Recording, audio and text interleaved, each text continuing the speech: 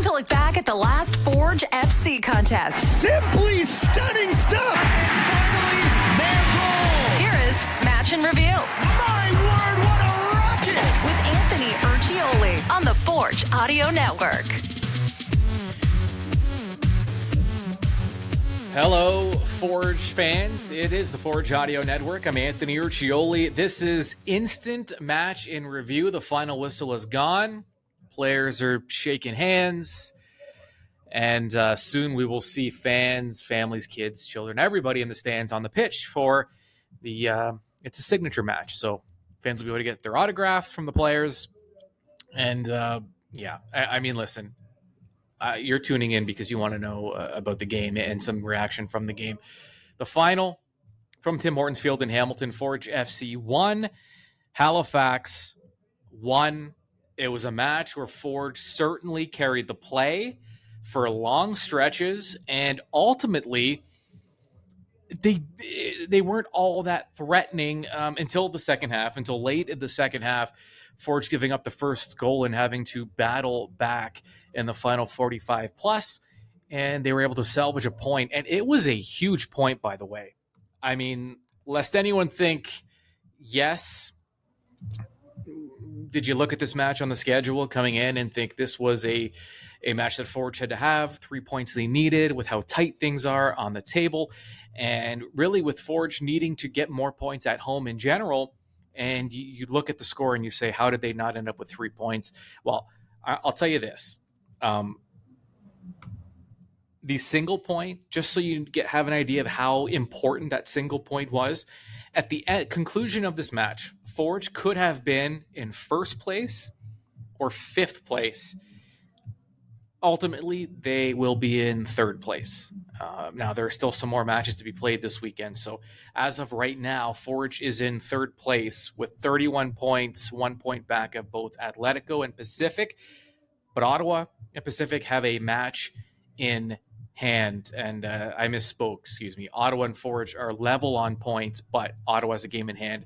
Pacific is a game up on Forge and a point up on Forge. Pacific, by the way, dropping 3 points at Vancouver earlier in the day, losing 3-2. So huge break for Forge there.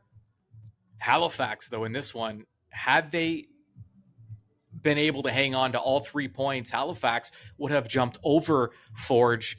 Fortunately, though, silver lining, it was not 3 points for Forge, but they prevented that leapfrog from Halifax, and they are still in the top 3, just 1 point out of first place with 7 matches remaining, 21 possible points to be had. All right, let's take you back.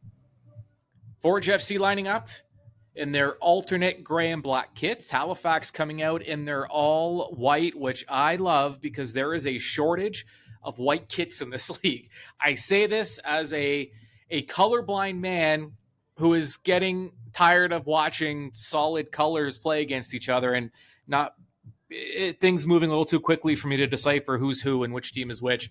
So seeing a gray and black kit and an all white kit is just, it's a thing of beauty. More of that. Please, please, please, more all white, at least light kits in the CPL. If they could just consult me and say, what do you want to see? Forget what I'm asking for is the league to cater everything about the league to my liking, and I don't think that's a big ask. Forge came out with a bit of a new look, and we wondered coming into this match how things were going to look for Forge because Halifax does some unique things with some changes in their lineup. Forge came out, of course, Tristan Henry in goal, Malik Olowabi-Belowu, Mandrakar James, Dominic Samuel, and Ashton Yodi-Janssen on the back line. Hojab Rapport, Becker, and Kadeem Kane in the midfield. And then Benny Badibanga, Taron Campbell, and Kwesi Poku as the 3 forwards. This lineup, it was a 4-3-3, 4-2-3-1 type hybrid look. And, we talked about it going into this match. The left side of the Halifax attack, the build has gotten a lot of attention. With the conversion of Wesley Timoteo to left back, And I mean, that has completely changed the way this club attacks and looks in terms of Halifax. So how would Forge respond? How would they counter that, trying to take away that left back who has been stirring a lot of that offense for Halifax? Well, perhaps the response was Kwesi Poku at right wing, almost a right wing back hybrid, given Poku's played fullback for this club in the past. Dominic Samuel in at right back, a natural center back, playing fullback, giving Forge an extra boost defensively. So, and then you look at the other side of the Forge lineup, Malika Wabi-Belawu in at left back. So another guy who's a natural center back. So Forge had 4 defenders that were at one point natural center backs. Was that an effort to just give a more defensive look wide in those wide channels? Poku at wing, was that again in response? I'm reading between the lines here because I haven't actually heard from the coaches, but 2 defensive-minded fullbacks, a big left wing hybrid, and Poku who can close the gaps defensively. Certainly some lineup choices that would at least lend itself to the idea that Forge wanted to eliminate any of that big chance creation from the wide channels for Halifax. Kadeem Kane getting the start in the midfield with Becker and Hojab Rapport. Kane and Hojab Rapport, I have to check, but I believe that this is the first time the two have started a match together. Both are natural 6s for this club in the defensive midfield, so they're typically one replaces the other, but both on the field at the same time. Kane tonight playing that number 8 box-to-box role that Sissoko and Jensen typically fill. So Coach Bobby's showing a lot of faith in his rookie midfielder. Also noteworthy, no Daniil Henry for Halifax. He started the match as a sub, the prized addition to the Wanderers backline. Some questions regarding Henry's fitness, probably why he hasn't started. He did see time in this match, so perhaps it is an issue of fitness. By the way, I can tell you, I saw Daniil Henry in person last year. He and Richie Larea, before the men's national team, took off for the Men's World Cup. Both of those 2 guys were at Tim Hortons Field during a Forge game. They did like a halftime. I interviewed them at halftime on the field. And even then, being next to him, Daniil Henry is a massive human being. I mean, up close. But even being up in the press box, like I was during this match, and looking down, I mean, he stands out. Like he looks like he maybe missed, like maybe he was here for Ticats practice and was got the wrong day or something. He is a big man. So he's a sight in person for sure. All right, first half. Let's put it this way: 10 minutes in, Forge looked comfortable. They had 62% of the possession, 2 shots on target. Halifax content, defending, taking the patient approach, pressing selectively but aggressively. Forge certainly had some trouble with that high press tonight, hoping to catch Forge on the counter. 27 minutes in, a long ball from the Halifax midfield lands at the feet of Peruzza, who's standing in the area. He feels the jersey pull and hits the deck like he's supposed to. I know, but it is what it is. It's what you're supposed to do. That leads to a penalty. Center back Dan Nimick steps up and buries it. Wanderers' first shot is a PK. It's a goal. Forge did not like the call, by the way. In fact, James was booked after the fact. I don't believe it was for the foul. I believe it was for the protest to the official. But the defenders, listen, the defenders were put in a tough spot, and it just shouldn't have even come to that. It just shouldn't have even. Everything leading up to the PK just should not have happened. Way too easy for Halifax to deliver that ball and create an ISO situation inside the area. It doesn't matter who the center back is. You can't put him in that kind of position. And it led to a foul and a goal. The frustration mounted through the first half. Forge not able to get a whole lot going. They finished the half, though, with 60% of the possession. 26 dangerous attacks to Halifax's 10. But 0 shots on target in the opening 45-plus for Forge, despite 4 attempts at the target. Final 45, and I gave you the stats. Those are your first half stats. Final 45 began with a substitution for Forge FC. Tristan Borges comes on. Kadeem Kane off with the change. Borges played as a right midfielder, which it gave Forge an interesting look with their two most skilled guys, Borges and Buddy Banga, linking up on the right side of the attack. I thought that was interesting and something to at least look out for. But listen, there was just something a little off with the club, and it started as soon as they gave up that opening goal. I don't know. I mean, we've talked about it ad nauseum. The opening goal is so critically huge. I mean, we can say that about any team in any soccer league, anywhere in the world, but forget that. I'm just saying from a Forge perspective, the difference from Forge scoring first and giving up the first goal. I mean, it's just they look like a different club. I mean, and that's just me. So they surrender the opening goal. Things after that were just not clean. Guys were fighting it a bit. Some uncharacteristically heavy touches from guys with a ton of skill. Just a little something off. And typically that indicates the guys just aren't letting the game come to them. They're fighting it a little bit. They're attacking the game, and it's not a good way to go about it. This club is at their best when they play fast, instinctual, fluid. It's a beautiful sight when this team is on. And they just had trouble finding that space after giving up that opening goal. There was a moment, though. You know, Bobby Smirniotis says it all the time. The most important play in any match is a throw-in. What he's trying to say is that the game can be broken down into these small moments. There's a butterfly effect. No matter how little the moment seems, these things contribute to the overall result typically. 57th minute, there was a moment where Mandrikar James was in another 1v1 situation with Peruzza. Remember, the two were going head-to-head on that play that led to a Peruzza penalty. This time, though, James played it perfectly. There was no panic. Not that there was a panic in the earlier moment, but in this one, though, he looked confident. He stayed with him. He out-muscled him. They kind of battled their way from the front of the net to the corner. That's how intense this battle was between the two. And then finally, Mandrikar James just out-muscling, sending Peruzza flying a couple of feet. It was right in front of the supporter section, right in front of the Barton Street Battalion.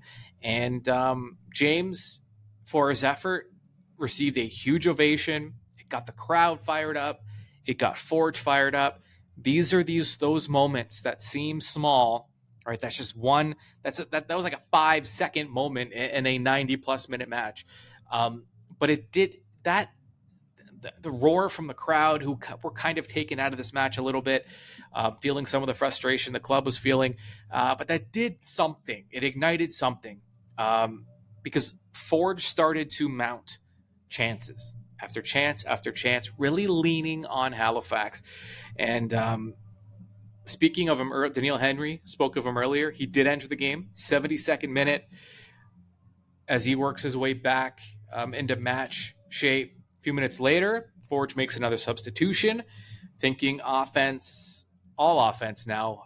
Malik Olawabi-Bellewu out, Wubens Pacias in. This gave Forge a dual attacker look, and that Betty Banga ended up moving to the left side. So you had Betty Banga on the left, Borges on the right, Pacias, Campbell up front. Then you had Becker as that number 10. So this club, Forge, everything's short of the kitchen sink at this moment. Forge looking to at least get on the board here. And then 5 minutes after that sub, the 80th minute, Kyle Becker draws a foul a few yards outside the area. It was classic Kyle, just did everything right, forced Halifax into a bad position where they ended up having to foul. And so now the ball's set up just a few yards outside the area to the right of the Halifax keeper, Filion. You had Becker and Betty Banga lining up which one was going to take it. Well, it was Betty Banga, and it was the most perfect free kick you will ever see. He curled it into the near post, and Filion, the Halifax keeper, didn't even move. I mean, completely handcuffed by the movement on that ball, and we are all even. Benny, welcome to Tim Hortons Field. Welcome to Hamilton. What a great way to score your first ever CPL goal. I mean, that has to be, in terms of debut goals, I mean, that has to be up there with some of the better ones. And new life injected into Forge. Halifax now on their heels. Forge had their sights set on all 3 points. They had a few big chances, including a shot on target from inside the area from Borges. Ultimately, though, the final whistle goes, and this match ends with the clubs being level. 1-1 the final. And I talked about them earlier, but we will revisit them because the standings are very important this time of year. Forge with 7 matches remaining on the season. At the conclusion of this one, they find themselves in 3rd place with 31 points. They are level with Ottawa, who has a match in hand. So Ottawa's in 2nd, and Pacific in 1st place with 32 points, just one better than Ottawa and Forge, and Pacific losing at Vancouver earlier in the day. So a break for both Forge and Ottawa. They're in 3rd place. They're a point out of 1st. Still, certainly some positives. This was a match. This isn't I think the result, again, was disappointing. It's back-to-back draws at home, a place where Forge really want to start picking up 3 points. But okay, they salvage a point. The real issue here isn't necessarily the clubs ahead of Forge. It's the one directly behind them specifically. Cavalry, they're just 1 point back of Forge, and they have 2 matches in hand. And Halifax, they're stuck on 29 points. They're in 5th place. Not stuck. They earned a point tonight. What's interesting about Halifax, and I'll say this again, this is how tight the standings are. Had Halifax won and Forge lost, which is the way it was looking until the 80th minute, Forge would have dropped to 5th place. Halifax would be in 2nd place. Tied for 2nd place. What a difference. Halifax would have went from 5th to tied for 2nd. Forge would have dropped all the way down to 5th. Had Forge won, they would have been in 1st. I mean, you can't, if you were scripting a season that the supporters could get behind and really rally behind and follow these matches, every single match intently, this is the way it would be done. There's still matches to be played. 21 possible points are out there for Forge FC. Again, these clubs are all playing each other week in, week out. These are 6-point swings. But draws are not going to be enough for much longer because Forge now on a 3-match winless streak after they had been rolling. In fact, after they had found themselves in 1st place for a period. And this is the way this season is going to. I am confident that we are not going to know who finishes 1st, 2nd, 3rd, 4th, or 5th until the very last week of the season. There are way too many variables. I don't see this loosening because the reality is all of these teams, Pacific, Ottawa, Forge, Cavalry, Halifax, I mean, does anyone want to play any of these clubs in the playoffs? It is going to be tough sledding going forward and going into the postseason. Let's revisit the 3 keys laid out before the match. Key number 1, get it right. Halifax had reinvented the left side of their build and attack with Wesley Timoteo, normally an attacker, a guy who's been a 10, now playing left back, and he added a new kind of element to Halifax and a new layer to their attack. And so Forge was going to have to be mindful. On the right side of their lineup, they were going to have to at least, were they going to kind of stick to the status quo and just kind of remind the guys, hey, be careful? Or were they going to make some personnel changes and add a little more defensive awareness to the right side? Well, they added defensive awareness to that right side. I mean, even more than I expected, to be honest with you, because you had Oluwabi Belawu and Dom Samuel playing fullback, two natural center backs. You had Kwesi Poku playing on the right wing, a guy who has been a right back, a fullback. I believe he's played both sides, but a guy also kind of a box-to-box midfielder type, but a guy with pretty high defensive awareness playing winger. So they clearly, my interpretation of it was just this. They were trying to minimize any kind of build through that left side of Halifax's lineup. And I mean, they did, because Halifax didn't get a whole lot going except for the goal, which was on a PK. So that is a check. It's a big check. Key number 1, down. Key number 2, take the trench. Well, the trench being the midfield. When Halifax is rolling, they win those midfield battles. Caligari, who is going to be in the running for Player of the Year, midfielder for Halifax. He does a lot for Halifax in that midfield. Forge, thankfully, has the deepest box-to-box midfield in the league, so it was going to be up to Forge to at least I would say dominate that midfield play. They did, however, the PK, the decision that led to the PK, the pass that led to the foul that caused the PK came from the midfield. Now, it's a little nitpicky because a guy in the midfield delivered a long ball into the area. It's going to be hard. You can't defend every single touch in the midfield, but the setup did come from the midfield, so we're not going to give full marks for Forge FC on that one. We'll give them a bit of a half. So they're at 1.5, and then key number 3, possessed. Essentially Forge had to maintain and control the game with their possession. Again, though, when you give up a goal on a PK, this is why. I mean, these small details they really do factor into the end result.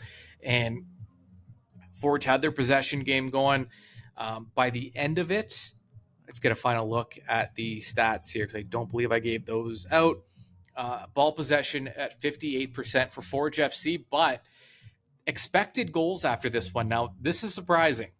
In fact, this is the first time I'm seeing this stat tonight. I was looking for it. It wasn't being updated, but now it's there.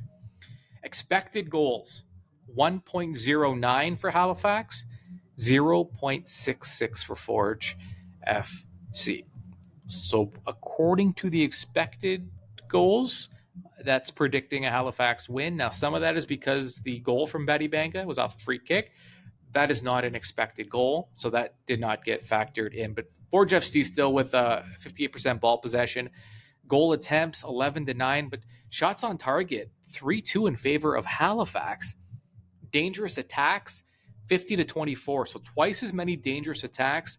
Still, though, Forge, they lose the shot on target battle, if you want to call it that, to Halifax by the end of it. So ball possession, again, we're not going to give full marks for that, because although they did win the possession battle, there was something a little off. It wasn't clean. It wasn't fluid. It was a little too heavy for my liking. And so there's a half check for you. 2 out of 3 checks, when we're talking about the 3 keys, usually mean at least a point, and that is exactly where we landed. 1 point for Forge FC. Coming up next, a huge one. A game in which first place will be hanging in the balance potentially.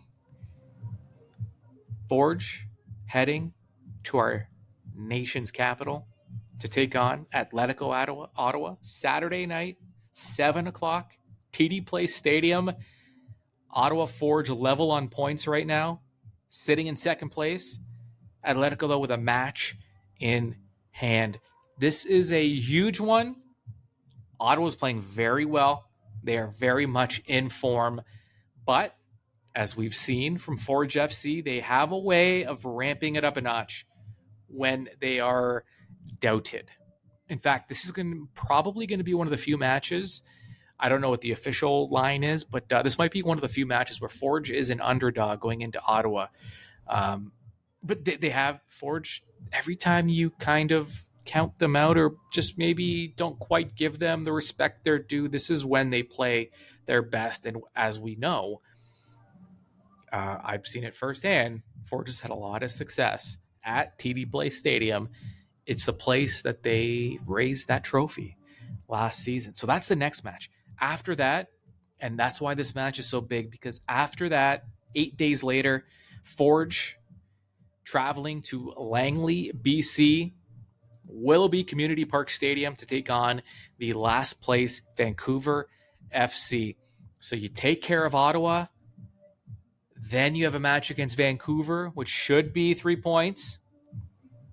And it just, the whole complexion of the final stretch, the final month and a half of the season completely changes, because after those 2 away matches, Forge will return home. I'm delaying a little bit because I'm waiting for the schedule to load in front of me. And so after those 2 away matches, Forge return home. Guess who they play? Cavalry, a team that's chasing them.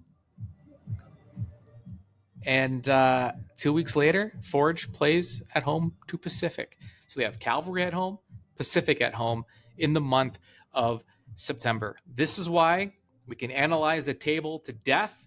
It doesn't really matter because these teams are all playing each other, and these are 6-point swings week in and week out. Your final, one final time from Tim Hortons Field in Hamilton, as the fans, the pitch right now, I wish you could see it. It is littered with fans lining up to get their autographs from the Forge FC players. There are kids playing on the field with soccer balls, kicking balls into the net. Good times to be had at Tim Hortons Field, and good times to be had on the Forge Audio Network this entire week leading up to Forge's match against Ottawa. We're going to give you everything you need to be ready for that match, basically daily. Mackenzie has you covered. We know that Kyle Becker has his own show now on the Forge Audio Network, Captain's Log. And I'll be back for your match day preview to get you set for Forge and Ottawa. That is it. We are signing off from Tim Hortons Field. Thank you so much for listening. Your final 1-1 Forge and Halifax. We will talk to you very, very soon. This has been Match in Review with Anthony Urciuoli on the Forge Audio Network. For the latest on all things Forge FC, subscribe on Spotify or wherever you get your podcasts.